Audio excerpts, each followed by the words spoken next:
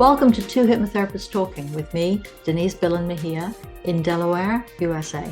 And me, Martin Furber, in Preston, UK. This weekly podcast is for anyone and everyone who'd like to know more about the fascinating subject of hypnosis and the benefits it offers. I'm a clinical hypnotherapist and psychotherapist. I'm a retired medical doctor turned consulting hypnotist. We are Two Hypnotherapists Talking. So let's get on with the episode. So hi, welcome again, everybody. And Brenda, our friend Brenda Rhodes, also from my time zone, which is nice. Remind me again, Brenda, where are you? Are you in New York or Pennsylvania? No, I'm in Pennsylvania. I'm in a little town called Slatington, so I'm a little north of Allentown. Okay, yeah, you're like a long afternoon drive for me. That's good. Yes, yes, we're about 3 hours away. Yes. Mm-hmm. So and Martin is obviously in Preston and is unlikely to come visit, but maybe you'll get to the UK soon. I'm certainly planning on to next year. What would you like to talk to us about today? What's burning in your mind? I know you're presenting at quite a few conferences recently. Yes, I will be presenting tomorrow night on the Dave Elman conference, working with how to work with difficult people and stay happy. Basically narcissists. There's a lot of abuse for people that don't realize the trappings that they're in. And so they need a lot of support to help them to come out of that. And, we hold all the answers inside of ourselves. So it's nice to use the hypnosis to tap into that so that the person can create a healthy life for themselves. I spent the last 5 days at a doctor's conference. Again, on Zoom, because that's where we all go these days. It's a shame, really, but it does make it more affordable. And most of the conversations I had with the doctors were about that, just like, oh, yes, you come up for air and you realize that you've been in an abusive relationship. Doctors talking about the abuse of health, the way healthcare is administered, and the things that they go through. And there are so many situations in our lives where we don't realize it while we're going through whatever micro traumas we're going through. And it's difficult. Brenda, this event you're talking about and this program you're talking about, so this is to help people who've been victims of someone who was a narcissist, is it? Am I understanding that correctly? It is, yes. Yeah. So I work with a lot of people in my office as well, because I've experienced it myself. I'm able to pick up on that energy very quickly. Specific things that are said, I can actually continue the sentence without taking a breath. And they're like, how did you know that? And I think from doing that work myself and releasing those issues and understanding the trappings from someone who is mentally ill or narcissistic, it really gives you a greater benefit to be able to help someone else, because they understand that, that what that was like. That energy. Right. And unfortunately, a lot of people don't realize that they're being abused if they're not being hit. And so there's many forms of that. And, I think that is, it doesn't need to be an abusive relationship necessarily. It can be anything where you suddenly realize you're not the only one and that you're being heard by someone. That's exactly. You're halfway there to a therapeutic relationship. You feel supported, yeah. It's interesting this this thing with narcissism, because over here in the UK they brought a new law in very recent years, making it a crime. People doing coercive or controlling behavior. Mm-hmm. Yeah, that's wonderful. We need that here in the States. Yeah, sure. yeah. I mean, this is a thing now. For a victim of domestic abuse, the police will prosecute somebody for coercive and controlling behaviour. Say they deprive somebody of money, or all the other ways you can coerce or somebody. Access to their family. Yeah, that kind of thing. Yeah, isolation is often the biggest. Yeah, yes. But it's also done in a way that you don't even recognize it's happening to you, and then all of a sudden, and then you're sitting there like, and then you start questioning of yourself, your mental state. Did I forget this? Did I think I did this and I didn't? Or how can I do this better? Or is the term gaslighting? Oh, gaslighting, trauma bond. There's a lot of terms that go with this. Yes. I just wonder if they're the same across the pond. Yeah, we have the expression gaslighting. Absolutely, we do. Yeah. So trauma bond is this part that there's a couple pieces to it. It's where you don't really feel like you can go out and make it on your own. But it's also where, how do I put this? Where you have some kind of feeling sorry for the individual, or believing that if you did something that you could, make it better and create that relationship. So in the 60s, I believe it was either the late 70s or 50s or 60s, there was a scientist, they did a scientific study with a dog, and the dog was in a cage. So what they did was they took half the cage and they wired it, and every time the dog would go in that half a cage, that it would be electrified. So then after a week, they put the electrification over onto the other side, and then it trained the dog to stay on the other side. Then after that, for a week straight, they had the whole thing where the dog would continue to be shocked. So then after a week of that, they open the door and the dog stays there. And really, when I realized this study, as much as I love dogs and I feel that, that wasn't kind, it really gave me a deep understanding of why I stayed so long. Because you don't realize that opening. This is always your subconscious is keeping you safe. Safe Exactly. is not change. Yeah. Safe is the devil is much safer than the devil. Yeah. Also fear of the unknown as well. Oh yeah. So Brenda, when somebody comes, how do clients with those issues come to you? Is it after they've escaped essentially that relationship, but they need to heal? Or do you meet people and then they recognize that they come to you for something else and you realize that that's part of the problem? Usually it's for something else because they don't realize that they're in this. And a lot of the people that I've worked with continue to work with me for a little bit, and they decided actually to get out and to get a divorce or get out of that situation. It could be a parent, it could be, it could even be a child or a friend or a boss. So they don't realize it's happening, and they come in for, it might be weight loss, or it might be quitting smoking. I had one person come to me because they wanted to discover past lives, and that was what was there. And when we went to the origin of whatever was affecting them, this is what came out of it. And I just was able to recognize it because I lived it myself. So I was able to support them and guide them to create that life they need. Okay. And is this sort of a niche that you're building now? Is this something that you're becoming well known for? I get a lot of referrals for this, but it's not necessarily my niche. I think it's more my niche is anxiety, which is a piece of it. So, but my question now is, are you training people to recognize that? You recognized it because you lived through it and you got away from it.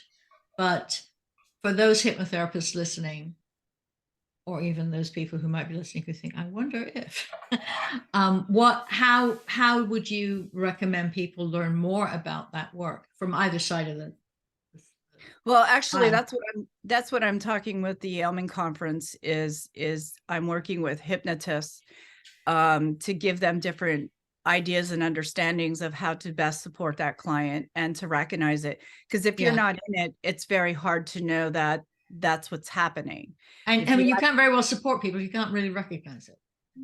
Yeah. So but most people aren't going to walk in and say, I'm in a relationship with a narcissist, get me out. It's not likely to be their presenting sentence. No. And when you're in that place, there is this sense of shame. Yeah. You know, and a lot of people have judgments. Well, why do you stay? Or, you know, oh, that person is so lovely. They're just so helpful. And how could you say that about them? And they love you so much. I mean, and they just shut you down, and you can't get through that unless you're working with someone that has been trained with it or understands it. Mm-hmm. So I think it's really important to really support the individual that's receiving the abuse, to really pump them up, to get them to feel confident, to get their self-worth back. And sometimes that takes a little bit of time. It's you know, retraining them using hypnosis to support them instead of the negative aspect of hypnosis, putting them down, and to have them keep telling themselves that they are good, that they have wonderful qualities, and that they have what it takes to be out in the world on their own.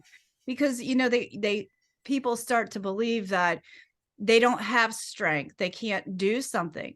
But do you know how much strength it takes to be able to stay there and tolerate that, and yet still wake up the next day to continue? And, you know, sometimes you have the children that is your drive, or there's something else that's a drive. So I think people really do have the strength, they just don't believe it. And that's well, that's part of the abuse. But what other resources are you able to give them or guide them towards? Because some of these people may need, the threat of physical violence may be there too. It may never have been used, but if you Sure. challenge somebody, you know, there are a lot of women's shelters and things around, but of course they don't put their address out there. Why would they? So what other services do you have to liaise with in order to work with people who are having this issue? And I automatically said women, and this is not. No, this isn't just Correct. women. It is both sides, and it's children too. So yeah. Yes. Some of the resources, there is Crime Victims Council in the area, that allows them to have actually free counseling, and to be able to do other different types of therapies as well. As you said, there are some you know, help out there for abuse victims. You know, they could call 911 and get those abuse hotline numbers, or look that up, or whatever. Those would be the other resources.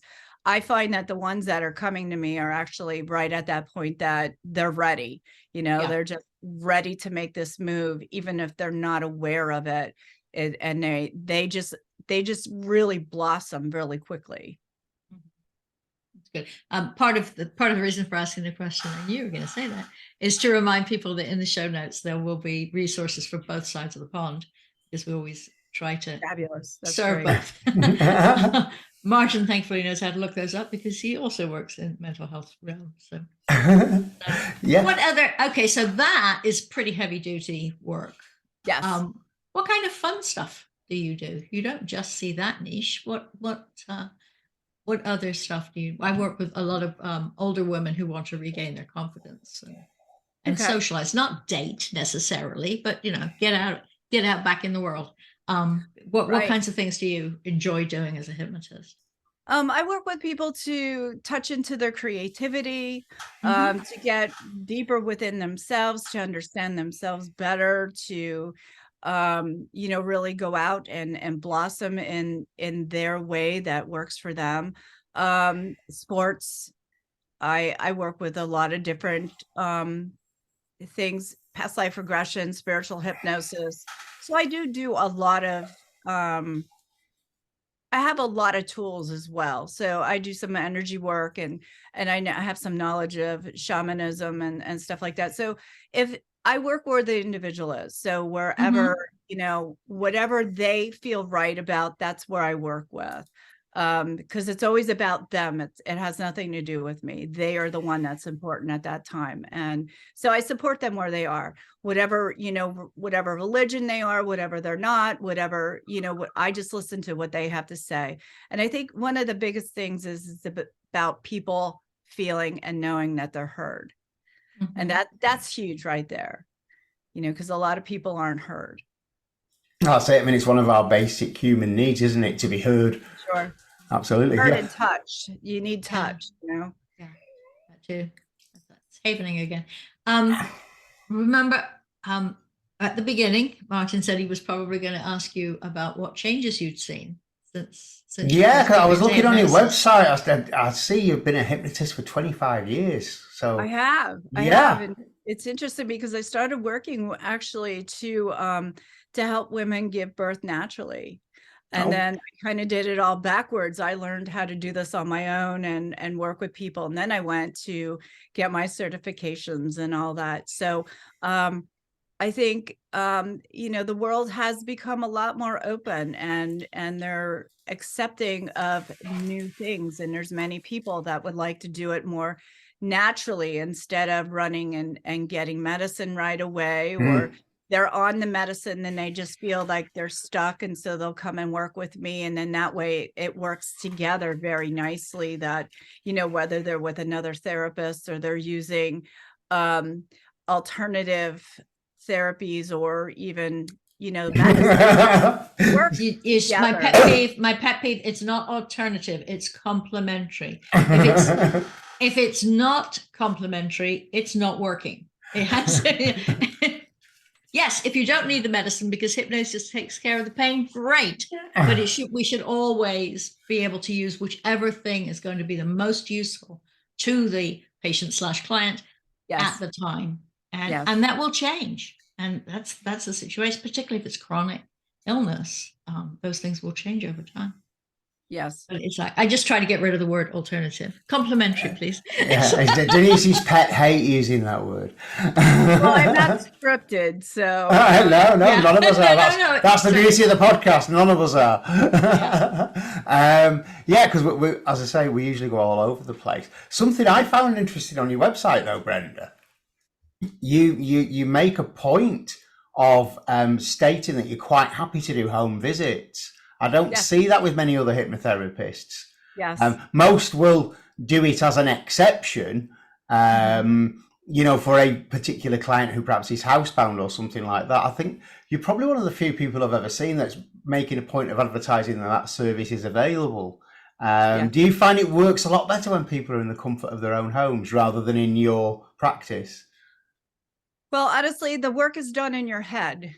Yeah. The issues that happen in your head. So it really doesn't matter the container that it's done in, as long as it's done, where you're supporting the client.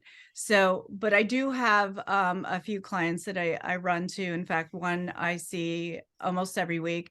And I'm driving an hour one way to work with him because of his work. He doesn't have that time frame to drive an hour to come to me. Yeah. So he makes it just works out really well. So yeah, if someone is interested and they're able to compensate for that driving time and stuff, yes, absolutely, I'd be happy to do that. Yeah. It really, the knowledge goes with me, so it doesn't matter where I am, I can do it anywhere with sound in the background. It could be noisy. I've done that in expos and stuff like that. So Yeah. it just works so beautifully. Yeah. I have sorry, go on, Denise. No, I was going to say, it's just really nice if you have to make a house call, that could be somewhere you don't normally get to drive, but an interesting place. near an antique shop you like to go to now and again. No, I was just thinking about something you said then about other noises. A clinic I work from on a Wednesday afternoon is on a busy main road in Preston, and you can guarantee as soon as I've got a client in trance, a siren will go past, a fire engine or a police thing, and it's like, and every time you hear a siren, you'll feel even more relaxed. More relaxed. That's right. So, did you do a lot of work with children? I do, and actually, right now I'm working with a couple 16-year-olds and a couple 14-year-olds, but I work with people of as young as 4 all the way up to about 85. That's the span of clients that I've worked with. But yeah, I do work with children. And yours is a full-time practice, or it is? Yes, it is. It's the only thing you do. But you also teach, don't you, Brenda, as well? I do teach. Yes, I do teach. I'm a hypnosis instructor as well, and I just got my neuro hypnosis certification. And I'm also an artist, so I also teach some art, and I have an art therapy certification as well. Okay. That's very helpful with children. I mean, it's helpful with everybody, but it's really helpful with children, Right. because it's so recent. If you ask an adult when was the last time they drew something, maybe Yeah, a get map them- on the back of. Get Yeah. them to draw something with their non-dominant hand, Mm-hmm. and it just opens up the world for them. Well, tell me more about that, Brenda. I'm intrigued. Well, it allows them to really touch in and to let go of that, I have to have it perfect. It allows them to connect to that younger part of them that may have had the wound, that needs to be to either come up or to be expressed, so that they can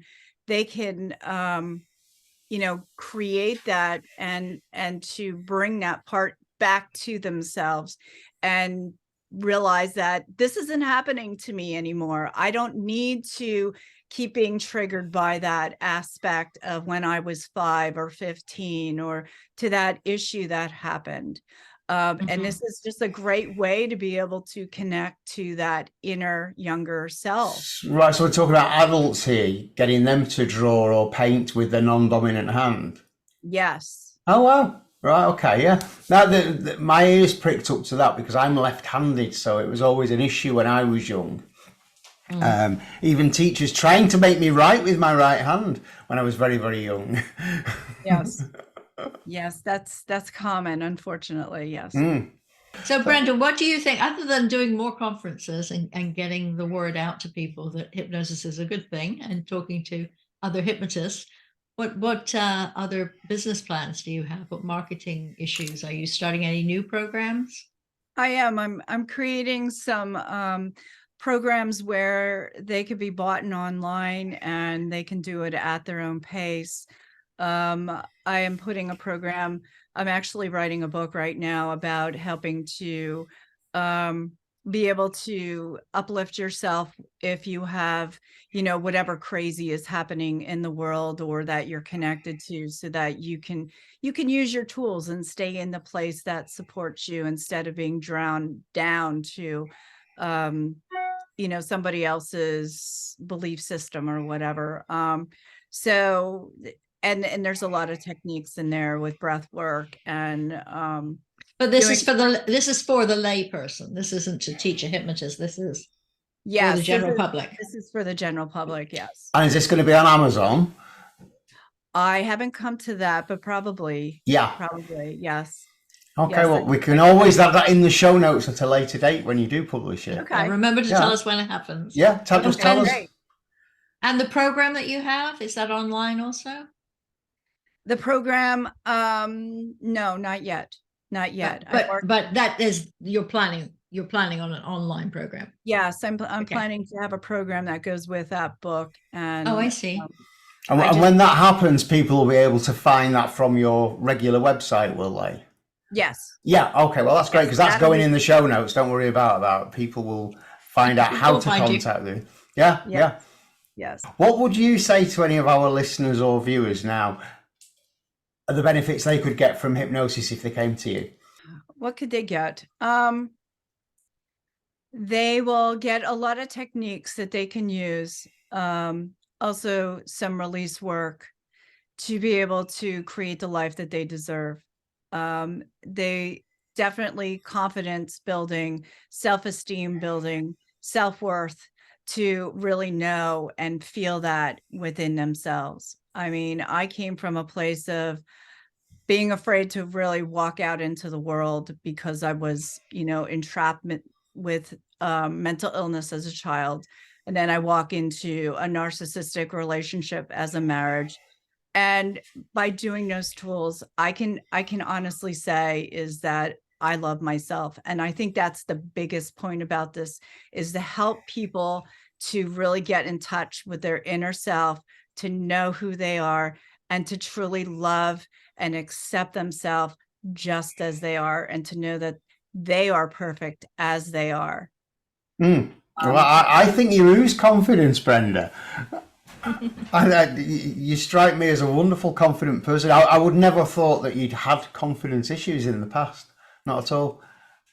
I've done my work. Clearly. Clearly. Well, it's been lovely having you on. It's gone very, very quickly. And it's a great note to end on, that this is a really positive thing that people can do for themselves, because it's so fast. I mean, it's not instant, it's not a magic bullet. And they do have to do some work because they have to follow your instructions. But it means that within a month or two, they will see real change in their lives. Yeah, absolutely. And really what they're willing to put into it for themselves, the more they do that, the more they have, and the more, they can do to create that happiness, peace, and contentment. And I can say that I have found places in my life that I can absolutely feel content, even when there is chaos around, where you don't get drawn into that anymore. So you don't do drama anymore. Okay. As little as possible. Yes, as little as possible.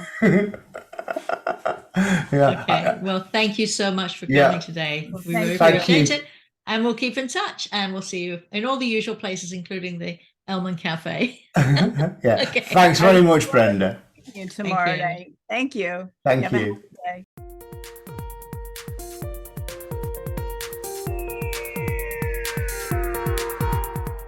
We hope you've enjoyed listening.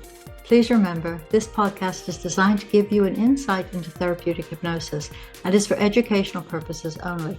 So remember, consult with your own healthcare professional if you think something you've heard may apply to you or a loved one. If you found this episode useful, you can apply for free continuing professional development or CME credits using the link provided in the show notes. Feel free to contact either of us through the links in the show notes. Join us again next week.